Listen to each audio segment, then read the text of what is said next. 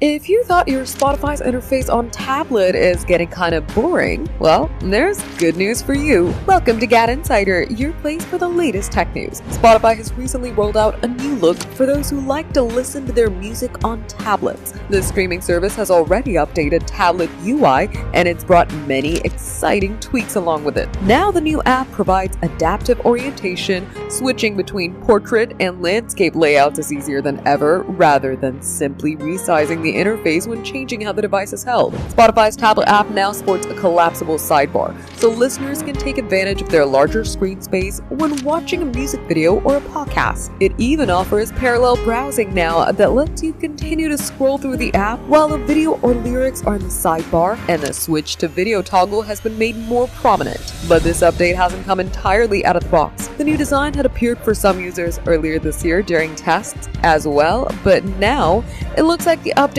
polished and ready to serve, as it's already in the hands of the users for both iPad and Android devices. For more updates, subscribe to GadInsider, like and share the video, and don't forget to press the bell icon so you never miss any update.